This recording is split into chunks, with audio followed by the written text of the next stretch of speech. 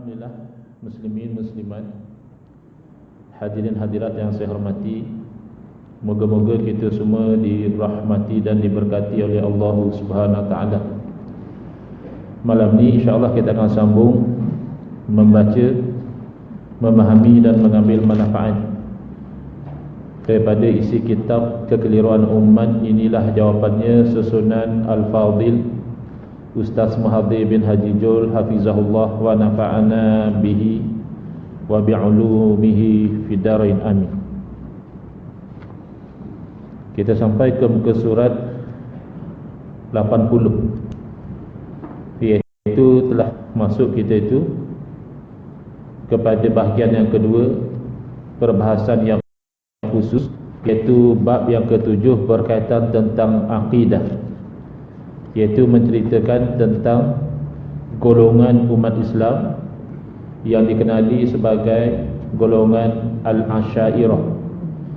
Al-Asyairah merujuk kepada umat Islam yang mengikut manhaj, cara susunan yang dilakukan oleh Al-Imam Abu Hasan Al-Ash'ari rahimahullah ta'ala, yang mana mewakili sebahagian besar daripada umat Islam yang disebut sebagai Ahlus Sunnati wal Jamaah. Ahlus Sunnah, pengikut sunnah, sebagaimana yang diisyaratkan oleh Nabi SAW. Golongan yang selamat daripada umat Islam adalah yang mengikut kepada sunnah Nabi dan sunnah para sahabat, ma'ana alaihi wa ashabi. Ahli sunnah, pengikut sunnah. Dan juga wal jamaah, golongan jamaah. Jamaah asalnya adadu kulli syai'in wa kathratuhu, bilangan setiap sesuatu dan banyaknya.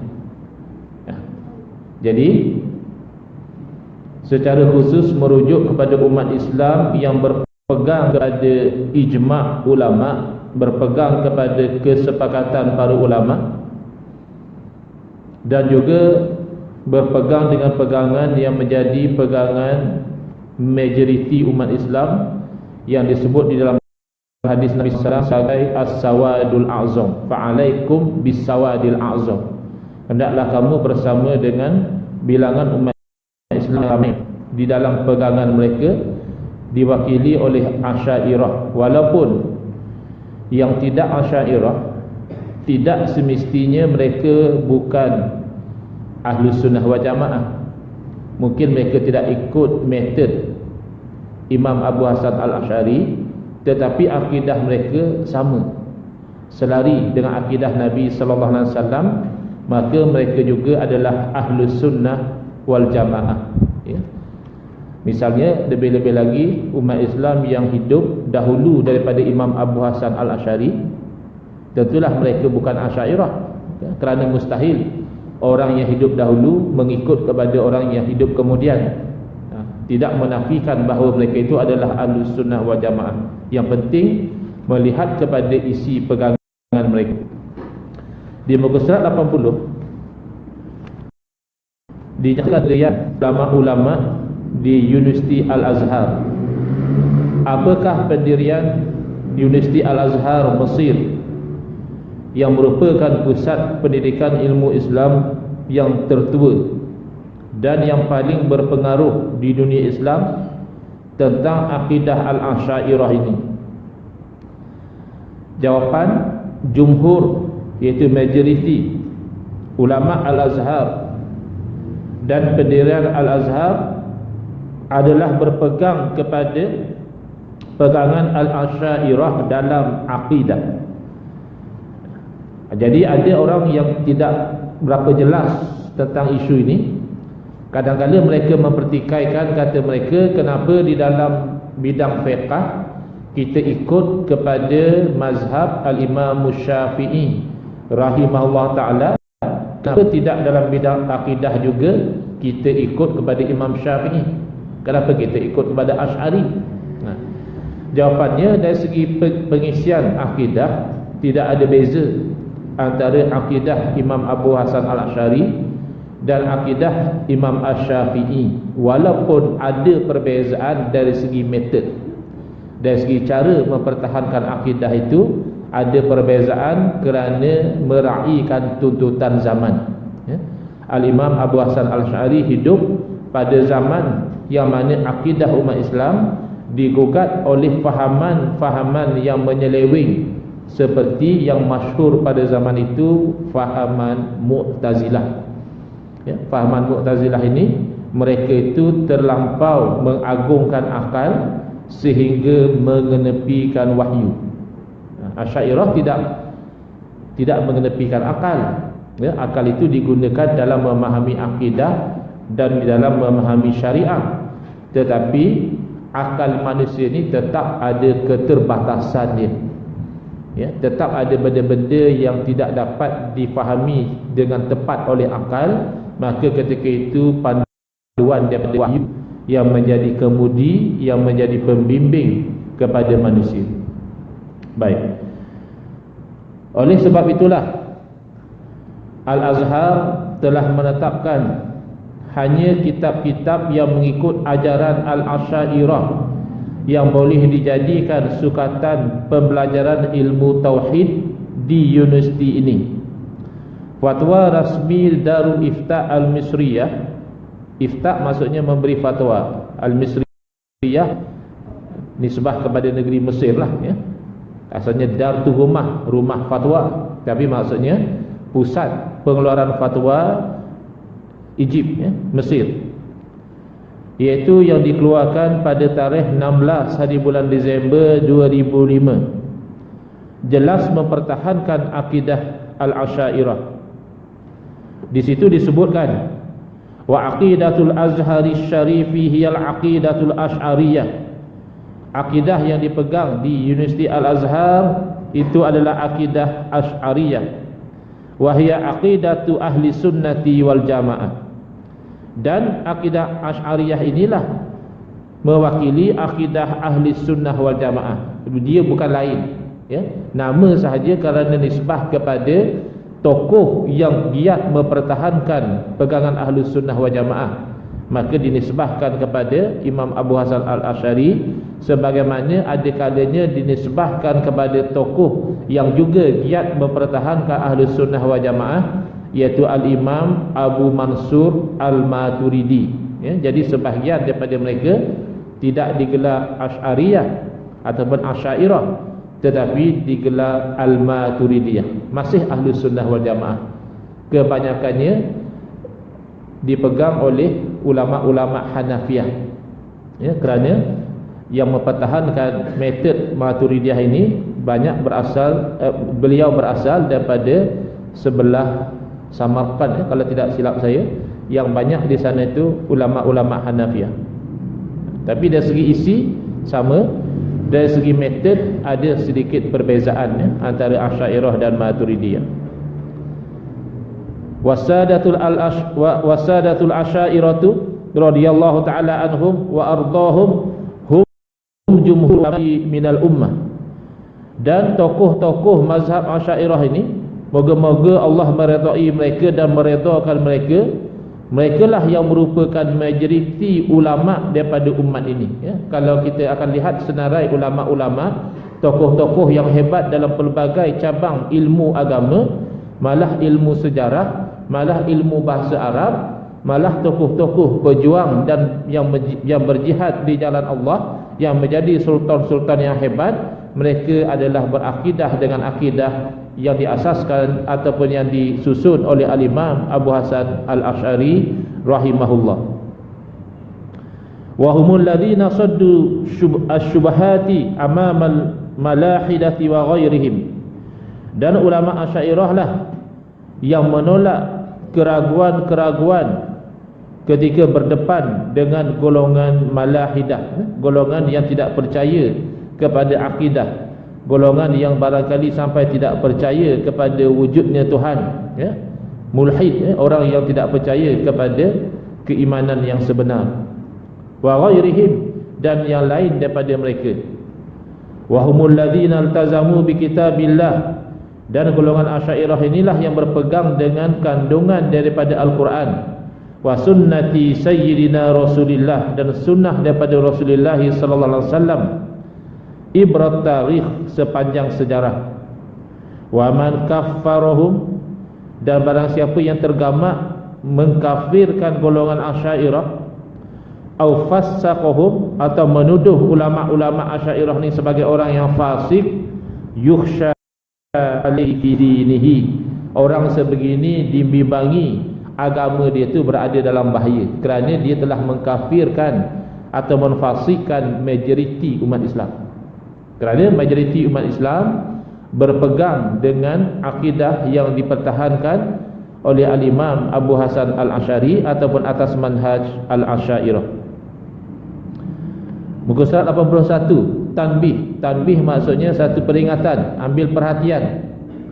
Meletakkan Al-Asy'ariyah dan Al-Maturidiyah di dalam Al-Firqatud Dhallah sebagai kumpulan yang sesat, ataupun firqah ghairun najiyah, golongan yang tidak selamat daripada api neraka, adalah satu fitnah yang besar kepada para ulama Asy'ariyah dan Maturidiyah, dan malah kepada Islam secara keseluruhannya. Ini yang berlaku sekarang di zaman kita. Sebahagian daripada ustaz-ustaz kita terpengaruh dengan apa yang mereka pelajari di luar negara, kerana ada silibus-silibus tertentu. Misalnya di Arab Saudi ada silibus yang mengatakan bahawa golongan Asy'ariyah ni termasuk di dalam golongan yang sesat.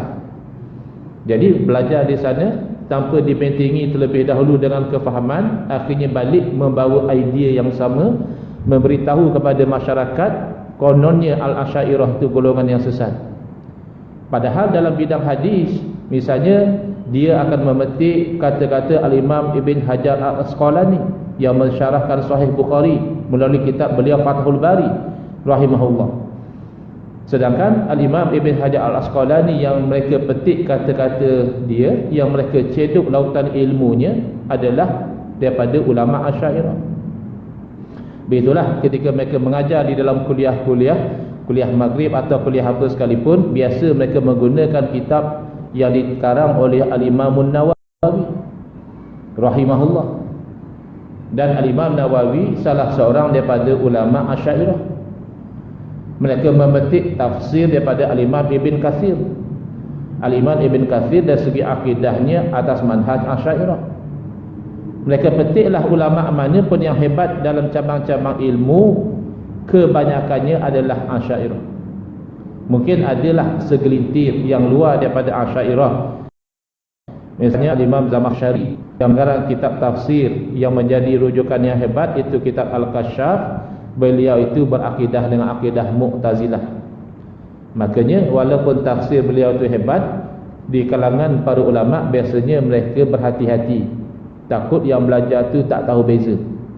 Kalau yang belajar tafsir itu yang sudah mahir, tahu ini akidah Mu'tazilah tidak boleh pakai, cuma nak ambil kemahiran dia dari segi bahasa dan sebagainya, itu okey. Tapi kalau yang belum, maka elakkan daripada belajar kitab-kitab yang dikarang oleh golongan Mu'tazilah, dibimbang terpengaruh dengan penyelewengan-penyelewengan mereka. Tapi kebanyakannya kitab-kitab ulama yang hebat adalah Asy'ariyah. Dondongan Syekh Ibn Taimiyah sendiri yang menjadi idola kepada golongan yang menyesatkan Asy'ariyah ini. Imam Ibn Taimiyah ini adalah tokoh idola mereka. Lalu mereka menyesatkan golongan Asy'ariyah. Juga ada pada kata-kata beliau mengiktiraf jasa golongan Al-Asy'ariyah. Ada golongan yang mengatakan bahawa golongan Al-Asy'ariyah sesat, malah ada juga yang mengkafirkan mereka.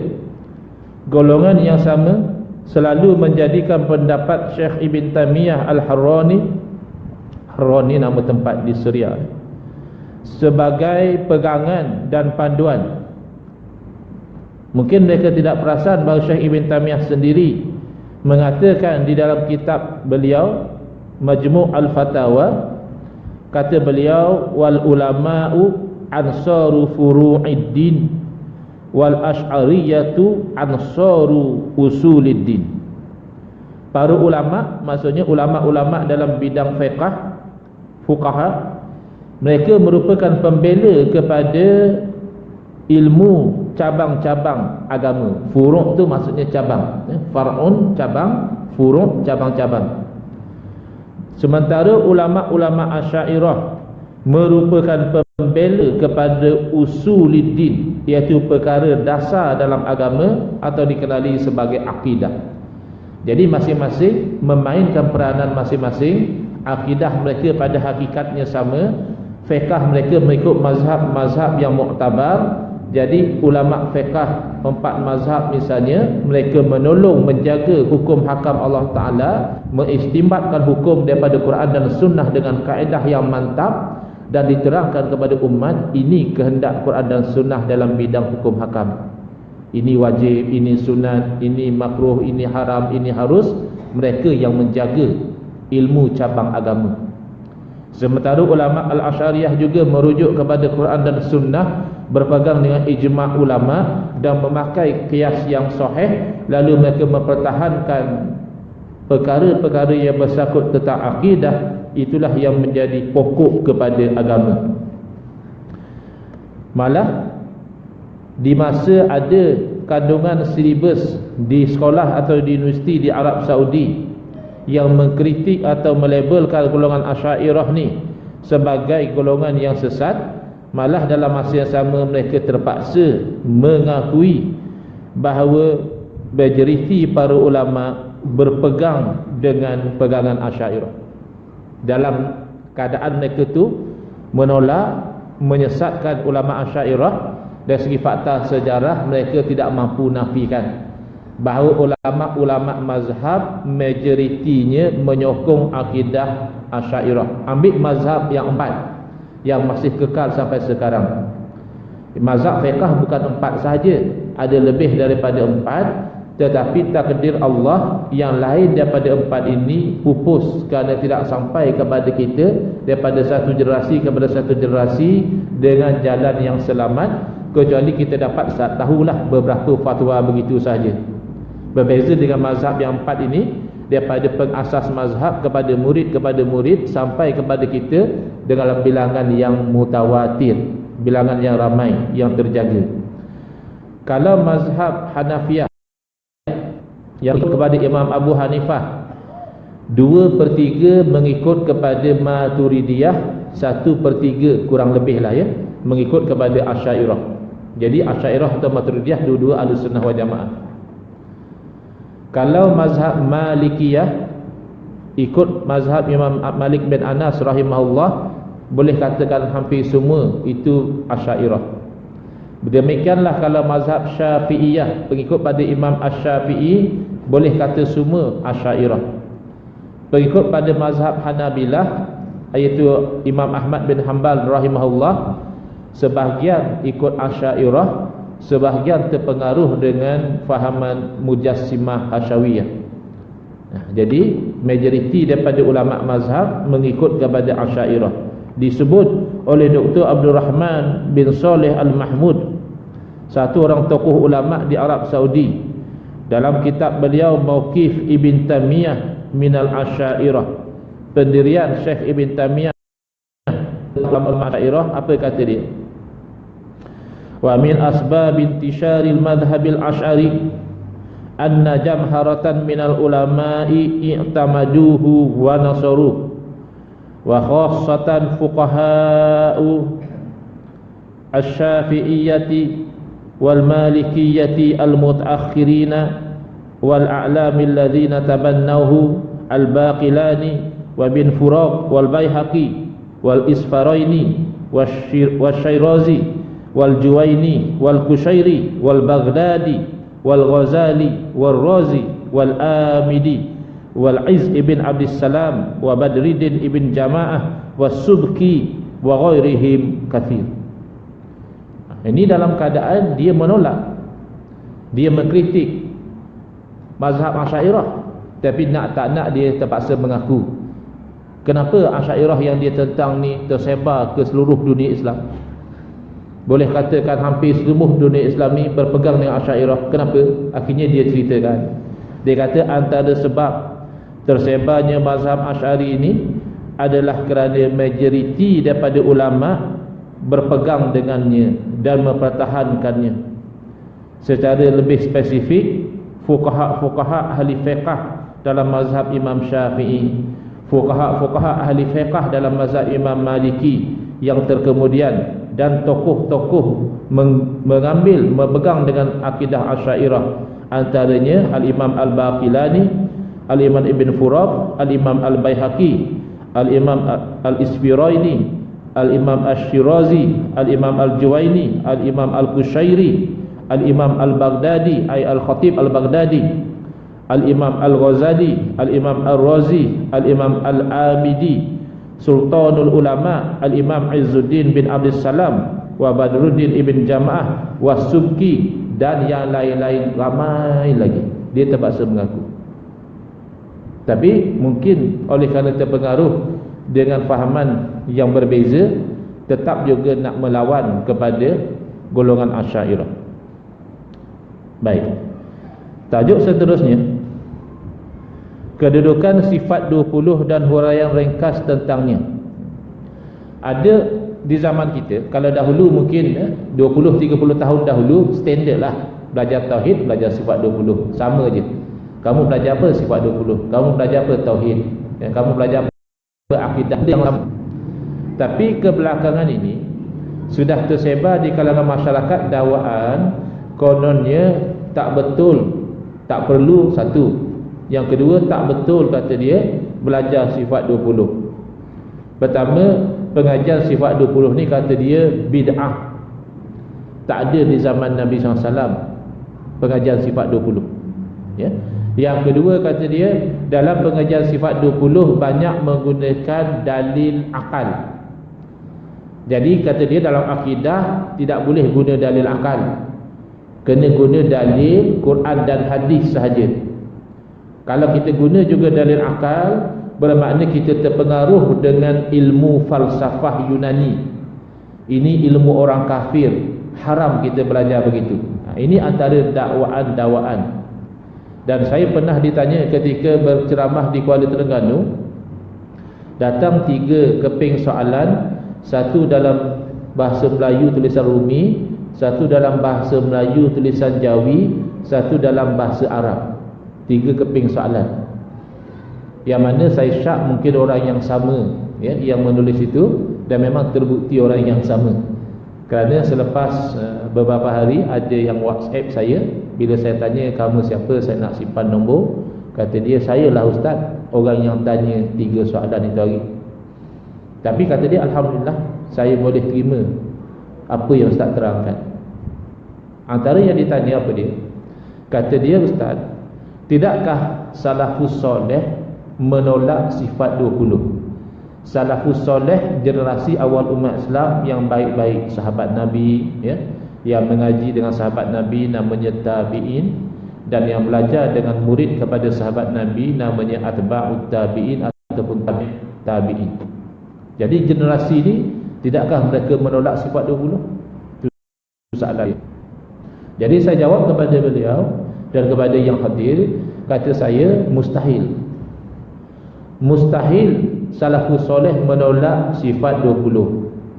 Kalau dikatakan salafus soleh tidak belajar dengan sistem sifat 20, yang itu betul.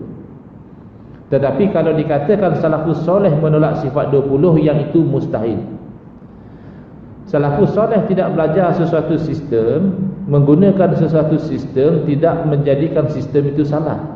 Misalnya di dalam membaca Al-Quran, salafus soleh tidak belajar tajwid sebagaimana yang kita belajar sekarang. Salafus soleh tidak belajar ini namanya idgham, ini namanya ikhfa, ini namanya izhar, ini namanya mad asli, ini namanya mad arid lisukun, ini namanya itu dan ini tidak dipelajari oleh salafus soleh, tapi isinya tetap sama. Membaca Al-Quran dengan elok, makhraj panjang pendeknya itu betul diamalkan di zaman salafus soleh. Cuma sistem nak belajar mengaji itu tak ada, apatah lagi qiraati, apatah lagi sistem Baghdadi, itu memang tidak ada. Begitulah ilmu hadis. Di zaman salafus soleh, umat Islam tidak belajar ilmu hadis sebagaimana yang dipelajari sekarang.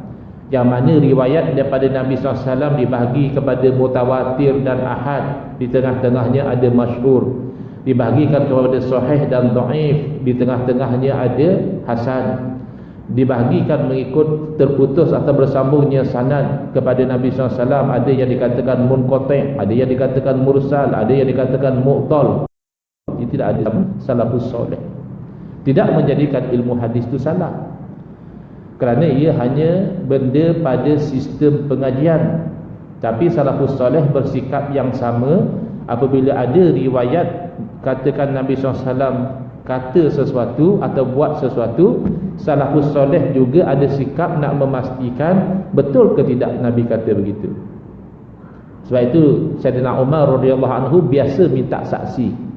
Kalau ada sahabat cerita, masa dulu saya pernah lihat Nabi SAW buat keputusan begini, saya nama akan tanya, ada tak saksi yang boleh membenarkan apa yang kamu kata? Mana sikap itu ada, cuma metod itu diperinci dan diperdetailkan oleh ulama-ulama yang kemudian tidak menjadikan ilmu itu salah. Demikianlah, misalnya kita ambil contoh yang mudah, kita belajar solat, kita belajar rukun sembahyang 13 perkara. Pertama niat, kedua berdiri betul, ketiga takbiratul ihram, keempat baca Fatihah dan seterusnya.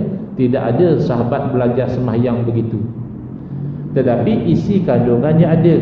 Ketika Nabi SAW memberitahu sallu kama ra'aitumuni usalli, perbuatan yang dibilang oleh ulama itu ada, dan ada kalanya ditambah dengan hadis lain. Misalnya niat tidak ada dalam sallu kama ra'aitumuni usalli. Sembahyanglah kamu sebagaimana kamu lihat aku sembahyang. Niat tidak boleh dilihat. Jadi macam mana ulama kata salah satu rukun sembahyang adalah niat? Sebab ada hadis lain yang mana Nabi SAW memberitahu innamal a'malu binniyat. Hanya amalan itu nanti dinilai berdasarkan niat. Jadi saya beritahu kepada dia, kalau dikatakan salafus soleh menolak sifat 20, mustahil, kerana menolak sifat 20 menjadikan orang itu terkeluar daripada Islam. Takkanlah salafus soleh buat benda itu, mustahil. Contoh, yang pertama daripada sifat 20 adalah sifat wujud, artinya ada. Kalau ada seorang menafikan, kata dia Allah tidak wujud, sebab dia tak pernah nampak Allah. Jadi bagi dia satu benda yang tak nampak maknanya tak wujud. Jadi oleh itu kata dia Allah tak wujud. Apa hukum orang begini? Takkah jadi kafir? Jadi kafir mengatakan Allah tak wujud. Takkanlah salafus soleh mengatakan Allah tak wujud. Sifat wajib yang kedua iaitu qidam. Ya, qidam kalau kita terjemah maknanya sedia, tak jelas. Itu baru terjemah, tapi tak faham apa makna sedia. Maksud qidam menafikan permulaan bagi wujud Allah. Wujudnya Allah itu tidak didahului oleh tiada, berbeza dengan wujud alam. Makhluk ini walaupun sekarang ni wujud, satu masa tidak wujud, kemudian Allah cipta baru dia wujud. Adakah wujud Allah juga begitu? Asalnya Allah tak ada kemudian baru Allah ada? Tidak. Wujud Allah itu tidak didahului oleh tiada. Kalaulah misalnya ada orang berteori, kata dia, bagi dia asalnya kita manusia ni, kita ni ada getaran. Ada getaran baik dan ada getaran buruk. Kalaulah manusia tu menghasilkan getaran yang baik, maka daripada getaran baik itulah terjadinya Tuhan. Takkah itu akidah yang kufur? Asalnya Tuhan tak ada, kita yang ada dulu. Ya, kita ada getaran bagus, barulah ada Tuhan. Itu kan kufur. Sifat wajib yang ketiga baqa. Kalau kita terjemah maknanya kekal, tapi masih tak jelas apa maksud kekal di situ. Maksudnya menafikan perakhiran bagi Allah. Wujud Allah tidak akan diikuti dengan tiada. Maka itu makna baqa. Kalaulah satu orang dia kata bagi dia apa yang wujud pun satu masa binasa juga, oleh itu kata dia bagi dia Allah pun satu masa binasa, takkan jadi kufur. Bilanglah, ya tuan-puan, bilang satu persatu daripada sifat wajib yang 20 itu. Misalnya sama mendengar, kalau dikata Allah tu pekak, tidakkah jadi kufur? Basar melihat, kalau dikata Allah tu buta, tidakkah jadi kufur? Ya, kalam bercakap, berkata-kata, kalaulah dia kata Allah tu bisu, tidakkah jadi kufur? Jadi bilanglah satu persatu daripada sifat 20 itu.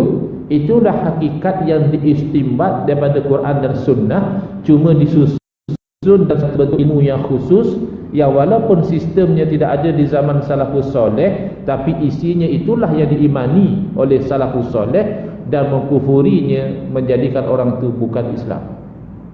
Maka mustahil salafus soleh menolak sifat 20. Jadi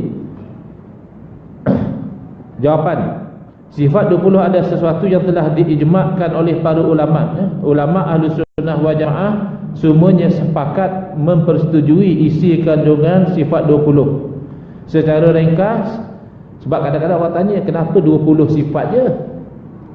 Nama Allah saja pun dah 99. Kenapa kita belajar 20 sifat saja?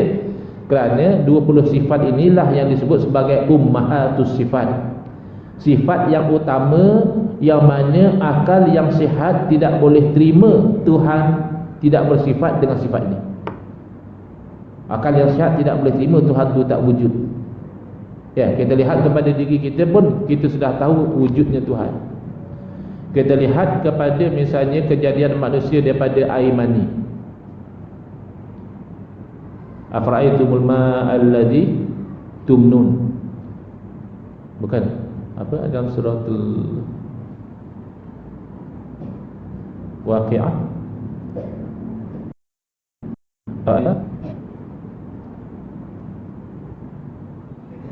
cuba tengok, cuba tengok tumnun, tamim nun waw nun. Tu Allah cerita, suruh kita berfikir tentang asal kejadian kita, iaitu air mani. Tidakkah kamu lihat kepada air mani yang kamu pancarkan? A'antum takhluqunahu am nahnul khaliqun? Adakah kamu yang menjadikan air mani itu, atau kami yang menjadikan? Kita manusia tak ada kena mengena dengan menjadikan air mani. Kita buat air mani itu, tapi dia ada. Dan yang terjadi daripada air mani itu pula, iaitu manusia pun kita tidak buat. Kita cuma berusaha dan mengharapkan, tidak sedikit yang berusaha dan mengharapkan tidak dikurniakan anak. Jadi ini menunjukkan kepada kewujudan Allah. Kalau kita lihat malah kepada diri kita yang berubah daripada bayi kepada kanak-kanak, kepada remaja, kepada dewasa, kepada orang yang sudah berusia, itu juga luar daripada kawanan kita. Barangkali kalau diberi pilihan, kita tak mahu kita itu jadi kulitnya berkedut, matanya jadi kabur, ubannya jadi banyak, giginya jadi goyang, lututnya jadi sakit. Kita tak mahu, tapi berlaku. Jadi ini semua menunjukkan kepada kewujudan dan kekuasaan Allah. Jadi secara ringkas, sebenarnya belajar sifat 20 tidak bermakna kita menhadkan sifat Allah hanya pada 20, ya. Tetapi kita itu membilang 20 sifat yang mana kalau menafikannya menjadikan orang itu terkeluar daripada Islam. Ringkasnya, Allah bersifat dengan sifat kamalat, kesempurnaan yang tidak terhitung banyaknya. Bismillah, alhamdulillah, wassalatu wassalamu ala rasulillah, amma ba'd. Sifat 20 adalah sesuatu yang telah diijma'kan, iaitu disepakati oleh para ulama, iaitu ulama ahlu sunnati wal jamaah. Dan dalam i'tiqad kita, kita yakin bahawa Allah bersifat dengan segala sifat-sifat kamalat. Kamalat maknanya kesempurnaan, yang kita tidak mampu menghitungnya, hanya Allah yang mengetahui. Segala sifat kesempurnaan itu milik Allah. Ahlu sunnah wa jamaah tidak menghadkan hanya 20 sifat kesempurnaan bagi Allah. Kita dah sebut, sifat kesempurnaan itu banyak, tidak terhingga. Tetapi 20 sifat itu adalah sifat zat Allah yang menjadi syarat ketuhanan, syaratul uluhiyah. Maknanya mustahil diterima dalam akal yang sihat kalau Tuhan itu tidak bersifat dengan salah satu daripada sifat yang 20. Misalnya, kalau Tuhan itu tidak bersifat wahdaniyah. Wahdaniyah maknanya esa. Esa pada zat, esa pada sifat, dan esa pada af'al, perbuatan. Kita ambil esa pada zat. Akal yang sihat tidak boleh terima bahawa Tuhan itu banyak. Kerana kalau Tuhan itu banyak, bermakna salah satu daripada Tuhan itu akan terpaksa mengalah kepada kehendak Tuhan yang satu lagi. Yang terpaksa mengalah itu bukan Tuhan, sebab dia lemah. Kalau tidak boleh kalah mengalahkan, maknanya mustahil. Sampai bila nak siap alam ni, Tuhan sama Tuhan tak settle lagi. Dan hakikat ini ditunjukkan oleh Allah sendiri. Sebab tu orang yang mengatakan tidak ada dalil akal dalam akidah, dia barangkali tidak faham ayat-ayat Al-Quran. Allah sendiri menggunakan hujjah akliyah, menggunakan dalil akli ketika membuktikan tauhid dan menolak syirik. Allah berfirman antara lain, "Lau kana fihima alihatun illallahu lafasadata." Kalaulah ada Tuhan-Tuhan yang banyak di langit dan bumi sebagaimana yang didakwa oleh orang musyrik, lafasadata, nescaya binasa langit dan bumi. Kerana apa? Kerana kalau Tuhan tu banyak, Tuhan ni nak buat macam ni, Tuhan ni nak buat macam tu, akhirnya binasa langit dan bumi. Mungkin ada orang berpandangan begini, oh kata dia tak semestinya begitu. Tak mesti Tuhan ni nak buat begini, Tuhan ni nak buat begitu. Mungkin Tuhan berbincang nak buat macam mana. Kalau kena berbincang, itu bukan Tuhan. Ya, nak kena musyarat dulu, dapat kelulusan dulu, nak kena semua setuju atau majoriti setuju, itu makhluk. Kita tidak perlu lihat kepada alam lah. Membadai kita katakan negara kita Malaysia bukan negara yang sangat besar, negara yang kecil saja. Pada 9 hari bulan Mei 2018 akan ada pilihan raya PRU14. Kenapa susah-susah pilihan raya? Habis belanja sekian banyak, buat bendera. Kenapa tak bagi ke semua yang nak menjadi kerajaan tu, masing-masing buatlah kerajaan. Yang kuat sekali bertanding kan ada dua. Tak payah susah-susah PRU, kita bagi dua-dua jadi kerajaan. Boleh tak? Tak boleh. Sebab kerajaan ni nak gini polisinya, kerajaan ni nak gini polisinya, manifesto dah berbeza. Baik. Kalau nak tadbir sebuah negara sahaja pun seperti Malaysia tak boleh ada dua kerajaan, takkanlah akal yang sihat boleh terima nak tadbir alam semesta ni boleh ada banyak Tuhan. Jadi sifat wajib bagi Allah Ta'ala ini adalah sebenarnya syarat ketuhanan. Menafikan sifat ini bermakna bukan Tuhan. Sebab itu akidah Nasraniyah, dia sudah jadi menyeleweng. Apabila diselewengkan, dia mengatakan Tuhan punya anak.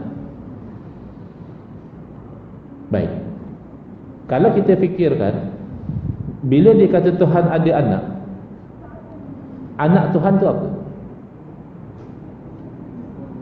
Anak Tuhan itu apa? Atas intikad dia kata Tuhan ada anak. Kalau kita nak mudahkan faham, anak kucing apa? Kucing atau lembu? Anak kucing. Kucing. Kalau anak lembu? Kalau anak kambing? Kalau anak Tuhan? Tuhan. Jadi mengatakan Tuhan ada anak bermakna mengatakan Tuhan ada lebih pada satu. Jadi yang mana satu Tuhan? Sebab Tuhan kuasa dia kena mutlak, kehendak dia kena lulus. Dan kalau anak Tuhan bermakna tentulah sifat dia sifat Tuhan, mutlak juga, mana satu yang mutlak. Dan kalau Tuhan mampu mempunyai anak, boleh mempunyai anak, apa anak Tuhan tidak bersifat seperti Tuhan, maka akan ada cucu, maka akan ada cicit. Sebab Tuhan tentu bersifat seperti Tuhan. Kalau Tuhan boleh mempunyai anak, bermakna anak Tuhan juga boleh mempunyai anak. Akhirnya Tuhan mempunyai cucu, mempunyai cicit dan keturunan dan seterusnya. Kenapa dia?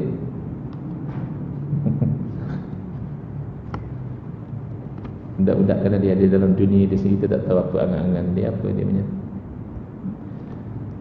Anak saya pun gitu juga, kadang-kadang bercakap sendiri, dia ada angan-angan dia, kita tak faham.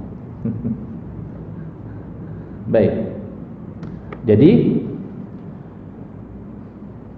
bukan hanya 20 sifat, cuma inilah 20 sifat yang dipelajari, yang mana sifat 20 itu sudah memadai untuk memandu seorang mukmin berkeyakinan bahawa Allah memiliki segala sifat kesempurnaan dan maha suci Allah daripada sifat kekurangan.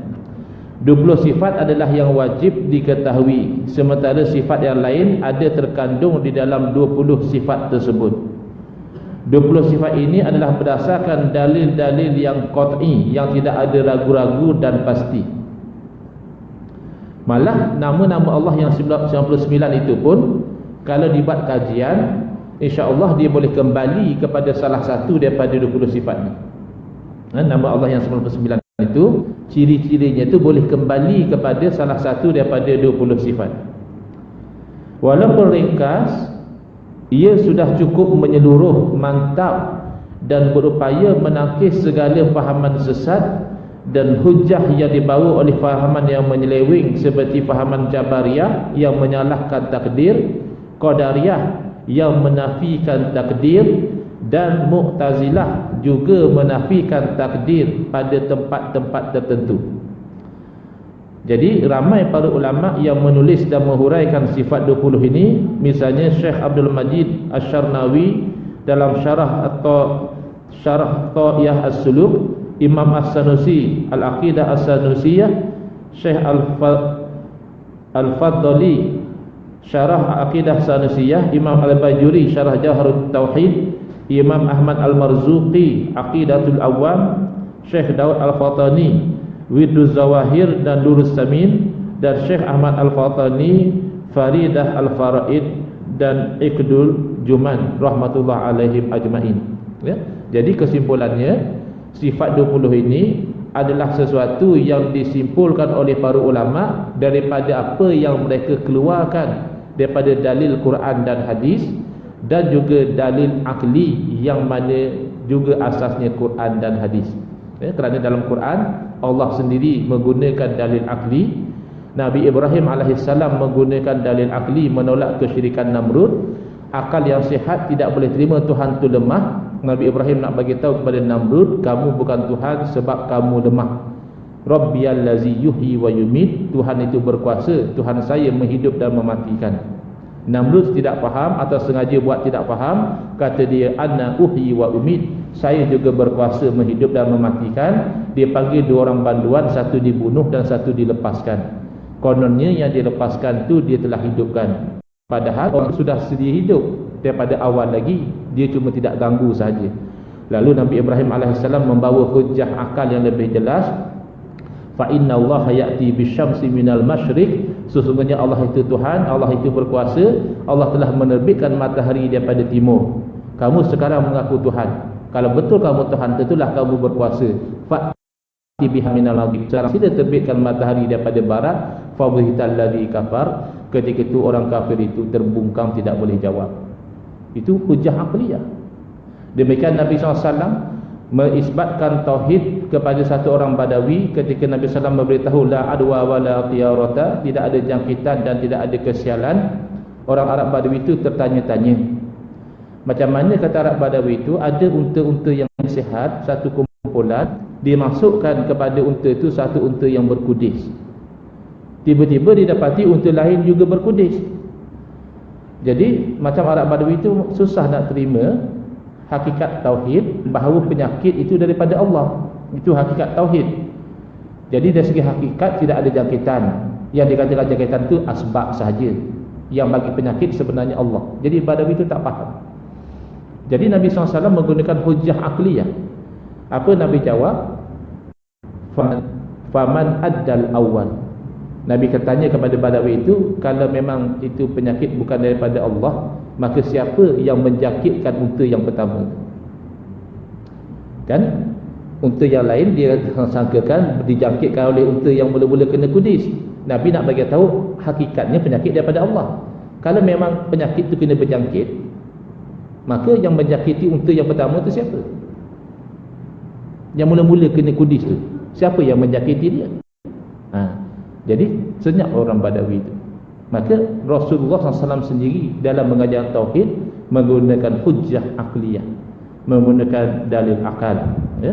Jadi itu selesai tentang tauhid sifat 20. InsyaAllah dalam kuliah akan datang kita akan lihat tentang tauhid 3. Dan mungkin selepas itu kalau ada kesempatan saya akan tunjuk slide supaya lebih jelas perbandingan antara tauhid sifat 20 berbanding dengan pengajian tauhid 3, ya, insya-Allah. Ada apa-apa soalan setakat ini? Tuan-tuan ada apa soalan? Baik. Bismillahirrahmanirrahim. Alhamdulillahirabbil alamin wassalatu wassalamu ala sayidina Muhammadin wa ala alihi wa sahbihi ajmain. Allahumma shrah sudurana wa ahsin akhlaqana wa azim ujurana wa nawwir qulubana bi nuri hidayatika kama natar'adha bi nuri syamsika abadan abada bi rahmatika ya arhamar rahimin. Walhamdulillahirabbil alamin.